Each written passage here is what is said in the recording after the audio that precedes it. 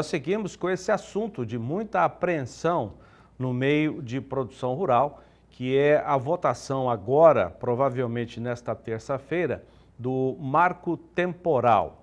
E essa votação antecede esse mesmo assunto que está em curso no Supremo Tribunal Federal. O processo está paralisado temporariamente, mas deverá ser votado para apreciação dos ministros do Supremo. E hoje, essa votação deve ocorrer em função, principalmente, da votação na semana passada de tornar esse projeto de urgência lá na Câmara dos Deputados. Foram 324 votos de deputados favoráveis à apreciação e 131 contrários. Essa votação foi na semana passada. Essa matéria retira a demarcação de terras dos povos originários da Fundação Nacional dos Indígenas, a FUNAI, e devolve a atribuição ao Ministério da Justiça e Segurança Pública. Nós vamos conversar com a advogada Luana Ruiz, que tem tratado aqui, principalmente no canal do Boi, desse assunto do qual ela é uma especialista. Doutora Luana Ruiz, muito obrigado mais uma vez pela sua atenção.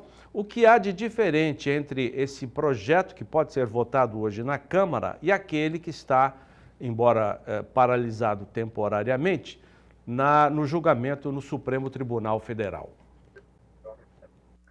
Olá, Jorge, eu quero mais uma vez agradecer a oportunidade, agradecer aqui o canal do Boi, tão preocupado com essa pauta, sempre abrindo esse espaço para que a gente tenha a oportunidade de trazer algum esclarecimento. Em verdade, nós temos o marco temporal sendo discutido. O marco temporal é aquela tese fixada pelo Supremo, no caso Raposa Serra do Sol, de que aos índios é garantida as áreas nas quais eles estavam em 1988, a partir do advento da nova ordem constitucional, que foi a Constituição de 88. Os indígenas precisam, pelo marco temporal, estar na área materialmente, concretamente, e estar de modo tradicional. Então, são duas linhas de requisitos ali para que a área possa ser considerada como terra indígena. Ao passo que a antítese desta tese é o indigenato, que é aquela leitura de que o Brasil não foi descoberto, foi invadido, e de que todo o território nacional já pertence aos povos indígenas, e essa linha ela vem de encontro com a propriedade privada, a segurança jurídica e o próprio Instituto do Estado Democrático de Direito. Na Câmara dos Deputados, essa matéria de marco temporal é objeto de projeto de lei, sendo aprovado pelas duas câmaras, sancionado pelo presidente da República. O projeto de lei se transforma em uma lei que está passando neste momento pelo processo legislativo. A discussão na pauta do Supremo tem outra natureza. Essa mesma discussão, este mesmo objeto, marco temporal ou indigenato, proibição de ampliação, esbulho renitente, possibilidade de exploração econômica nas terras indígenas, soberania, né, a supremacia da soberania do interesse nacional sobre os direitos indígenas, todos esses pontos que na Câmara dos Deputados é objeto de projeto de lei, lá no recurso extraordinário no âmbito do Supremo Tribunal Federal, vão ser objeto de decisão judicial. Qual é a diferença? Enquanto o PL é um projeto de lei ordinária, na hierarquia das normas, a lei ordinária está abaixo da Constituição. E lá no Supremo, os ministros, o STF é o quê? É o guardião da Constituição. A decisão dos ministros, ela é uma decisão que tem força de interpretar a Constituição Federal. Então, na pirâmide da hierarquia normativa, a decisão do Supremo estaria acima desta lei, que é uma lei ordinária. Qual é a relevância suprema, máxima de um projeto de lei? O projeto de lei, ele passa pela Câmara dos Deputados, pelo Senado Federal, que são as casas legislativas, enquanto que o Supremo, quando, sob o argumento de estar interpretando a Constituição, passa a legislar, nós temos uma ilegitimidade, porque nós encontramos ali um ativismo judicial.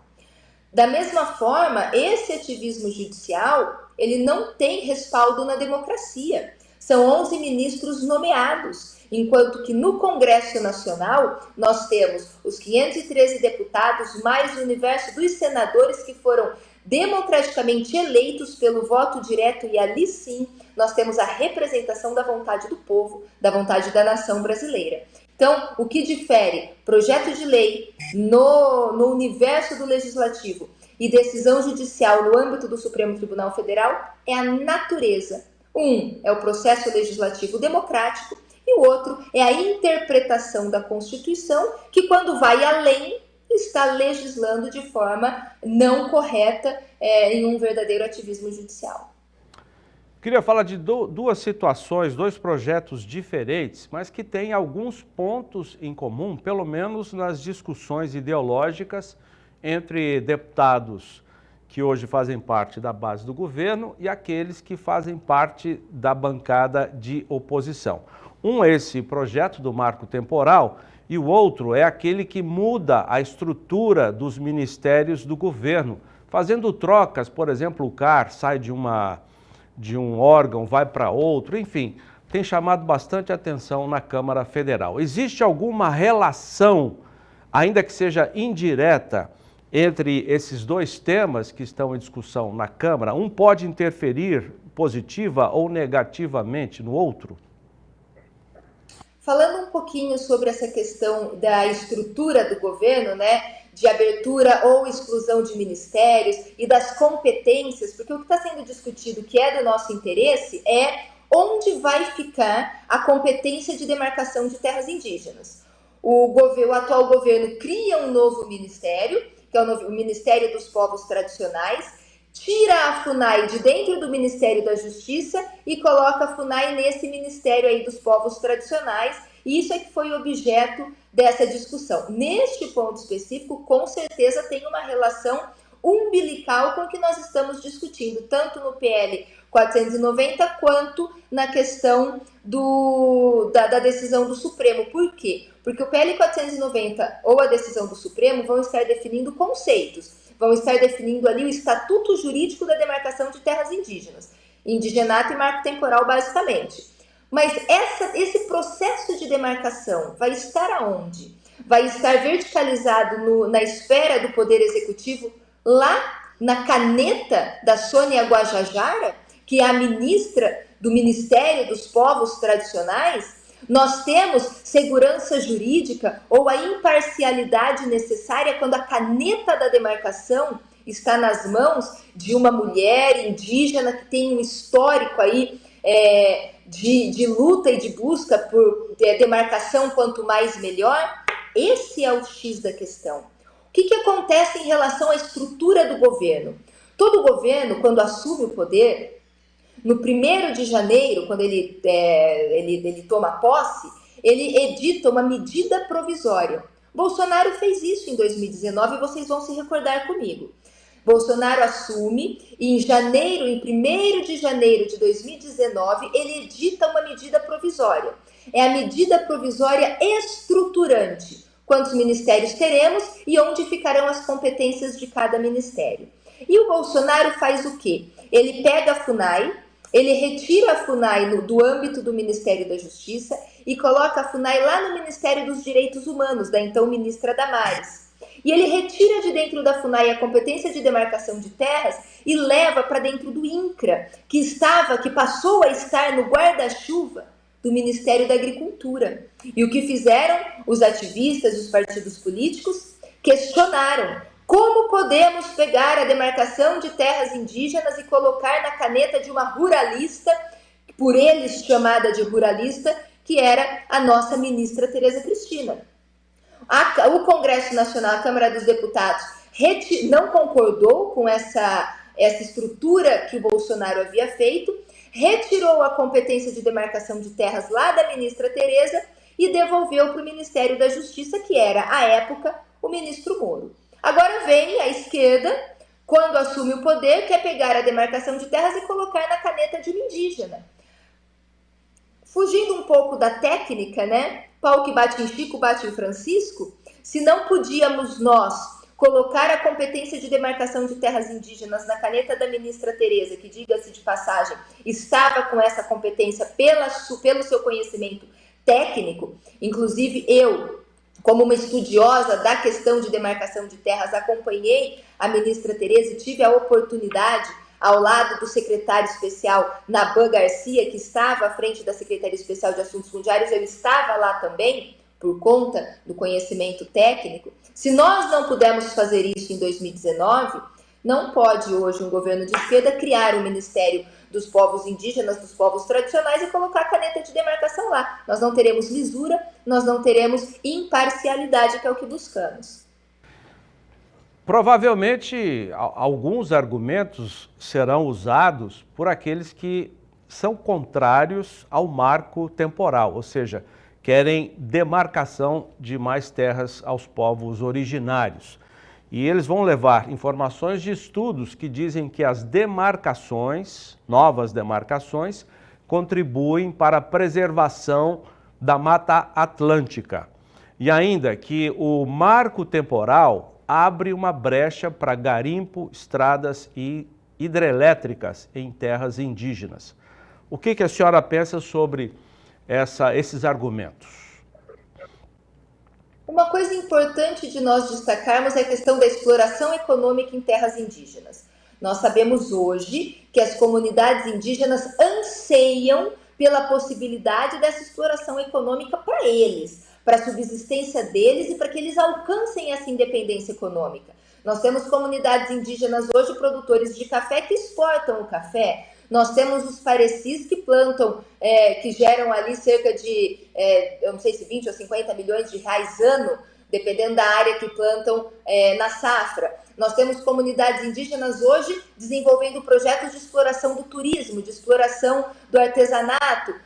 As comunidades indígenas anseiam pela exploração econômica das terras a eles destinadas. E esses indígenas, muitas vezes levados pelos indigenistas, defendem o voto do Edson Fachin, que é relator naquele processo que está no Supremo. E no voto do ministro Edson Fachin, nós temos profundas limitações à exploração econômica dos próprios índios em relação às suas terras. Então, é uma linha de limitação da atividade econômica dos indígenas presente no voto do ministro Edson Fachin. E muitos indigenistas ou muitos indígenas não se atentaram a esse detalhe. É um ponto do voto do ministro Edson Fachin que vai contra o anseio das comunidades indígenas. Diferente do voto já apresentado do ministro Cássio Nunes. E diferente do que prevê no PL 490, que traz um delineado propício para a exploração econômica das terras indígenas pelos próprios indígenas, ainda que em modelo de parceria. Então, essa questão da exploração econômica é um anseio das comunidades indígenas e ONGs indigenistas que querem chamar para si o direito e a competência de falar pelos índios estão, na verdade, lutando contra a vontade dos próprios indígenas. Outra coisa muito importante, eu estava lendo uma nota técnica da 6ª Câmara do Ministério Público Federal que é contra o PL 490. E o Ministério Público, a 6ª Câmara do Ministério Público Federal, diz que o PL é inconstitucional, que o PL fere o direito territorial indígena, que os termos do PL 490, e aí vem o ponto importante, ele fere a autodeterminação dos povos. Essa autodeterminação dos povos é prevista pela Convenção 169 da OIT. E como que o Ministério Público justifica que esse projeto de lei fere a autodeterminação dos povos? Dizendo que os povos indígenas não mais poderão ter a escolha de se manterem isolados. Só que o trecho que o Ministério Público usa como base para trazer essa afirmação é onde diz que se sobrepõe aos direitos territoriais indígenas questões de soberania nacional, segurança nacional e interesse nacional. Ora, se colocar a soberania, a segurança e o interesse nacionais acima dos interesses de um grupo humano que são os indígenas, isso é ferir a autodeterminação dos povos, então realmente a interpretação do Ministério Público Federal comprova que a Sexta Câmara é parcial e não traz honestidade intelectual na análise dessas questões. Qual é o peso, a importância hoje das perícias antropológicas para a decisão dos deputados? Bom, as perícias, os laudos antropológicos é um instrumento, um elemento essencial para que a terra seja considerada como terra indígena. Nós tivemos na Câmara dos Deputados a CPI da FUNAI, que inclusive, falando em CPI, e nós tivemos aí essa introdução sobre a CPI do MST, essa CPI da FUNAI, ela foi CPI da FUNAI e INCRA. Foi uma CPI que trouxe FUNAI e INCRA em um mesmo contexto de discussão. E a Câmara dos Deputados consubstanciou que muitos dos laudos antropológicos de identificação de terras indígenas, eu vou usar o termo equivocado, mas a CPI constatou fraudes, vícios absurdos em laudos antropológicos. Nós temos o famigerado caso da antropóloga que tomou o chá de Santo Daime e recebeu entidades do além que disseram para ela onde eram as áreas em que os índios do passado andavam, sonhavam, rezavam, pescavam, ou seja, perambulavam, a teoria da perambulação no universo da antropologia. Absurdos como esses e muitos outros foram identificados na CPI da FUNAI. Esses vícios fazem com que os nossos parlamentares possam questionar com muita tranquilidade os laudos antropológicos. Porque por mais que os laudos antropológicos tenham natureza de fé pública, por terem sido subscritos pelo presidente da FUNAI, que é o presidente de uma autarquia, que é o poder público, essa presunção de legitimidade não é absoluta. E todo ato do poder público pode sim ser questionado. Então essas fraudes já identificadas em alguns casos podem e devem dar tranquilidade aos nossos parlamentares para levantar questionamentos sobre os laudos antes realizados. Doutora Luana Ruiz, muito obrigado pela sua entrevista, aqui mais uma vez com exclusividade para o Agricultura BR do Canal do Boi. Bom trabalho para a senhora. Jorge, eu agradeço, um bom trabalho para todos vocês e uma informação. Eu fui convocada por 2 deputadas do PSOL para estar na CPI do CIMI como testemunha. Essa convocação foi aprovada, mas não com natureza de convocação, como natureza de convite, o que me dá o direito de aceitar ou não, mas meu nome está lá, estou sendo chamada para participar aí da CPI do MST. Bom trabalho, então. Muito obrigado, doutora Luana. Muito obrigada.